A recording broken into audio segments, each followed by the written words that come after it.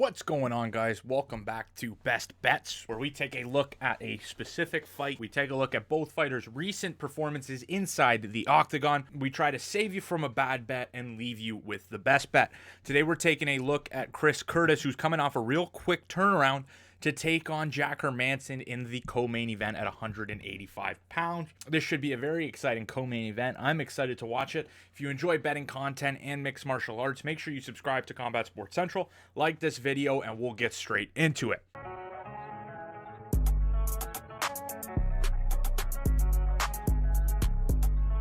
Chris Curtis, as I mentioned, has been on an absolute tear since losing to Ray Cooper in the PFL with 8 straight fights and 8 straight victories, with 3 coming in the UFC. He'll jump back into the cage after just a month layoff, where he'll take on longtime middleweight contender Hermansson.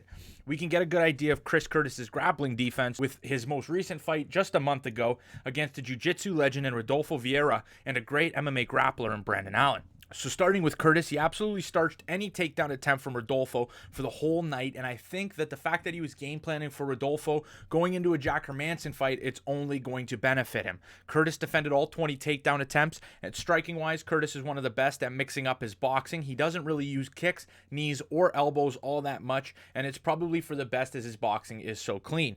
He delivered 26% of his range strikes to Vieira's body. I really like that as he did his research on Vieira, who tended to gas out, he decided to focus some of his attack on the body. Over the period of the fight, Curtis kept getting more comfortable and continued to land at will. Rodolfo, who showed vast improvements in his striking, was still nowhere near a match for Chris Curtis. Moving on, Curtis had a little bit more of a diverse striker with Brandon Allen in his fight previous to that, and Allen had a little more success with the takedowns, but the striking was much of the same story with Curtis dominating. In the first couple seconds, Curtis catches Allen with his chin up before Allen goes into a little bit of a wild push, leading him to a high crotch single leg takedown and the first takedown of the matchup. Curtis does a good job in the sprawl and gets Allen off his back relatively quickly. We get to see some back and forth striking exchanges before Allen shoots his next takedown, this time falling to a leg looking for a heel hook. I'm willing to think that Hermansson might have a little more success than Brandon Allen, but nonetheless, Curtis does do a good job defending and ending up on top and landing some ground and pound at the end of the round. The second round wouldn't be in Allen's favor. Curtis started to take over in the striking before landing another one of his massive left hands that stunned his opponent. Curtis would then again show his finishing potency and go to another pairing of clinch uppercuts and knees before putting the stunned Allen down for the TKO. If there's anything to take from this, if Curtis can rock Hermansson and follow up with combinations on the feet, he should be able to end the night. Chris Curtis has a bunch of impressive showcases of striking acumen, none better to drive that home than a UFC debut against Hawes. Hawes, who recently picked up a dominant win over Darren win.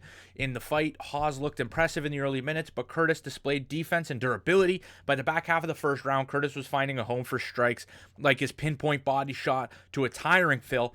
Curtis landed a nice inside counter, which stumbled his opponent, and then swarmed again with a combination of knees and punches that folds his opponent. Curtis is going to rely on his striking in this fight, in which I think he has the advantage over Hermansson. Hermansson, on the other hand, his game will predominantly feed into him trying to secure a takedown and hold dominant positions. Hermansson is no slouch on the feet, and against shorter fighters, lengthier guy like Hermansson might have a hard time finding a takedown, but he does do a good job at sticking his jab out and getting some points in that aspect.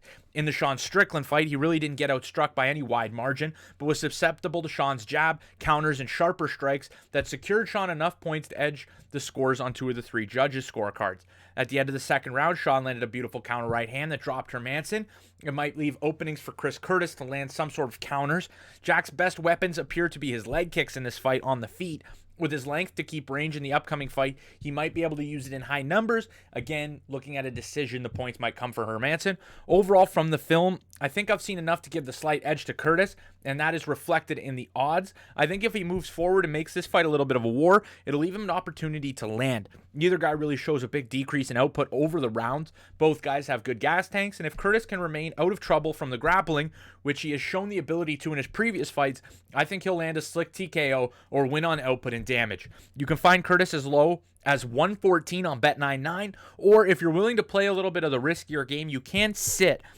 We've seen a spiking since opening at plus 140 underdog odds to get as high as minus 140 for Chris Curtis, but since Friday, he has come back to relatively the middle of being a split pick'em fight. He might get into that plus territory towards the middle of the fight as Jack Hermansson is a more well-known name in my opinion. But again, I think the value is on Curtis. If you can get Curtis at plus money, I think you should lay the money down. But let me know if you guys think I'm crazy in that comment section below. I love hearing from you guys. I know a lot of you guys are smart with the bets too. And the whole goal of this is to beat up sports books. So I want all of you guys to win, win, win.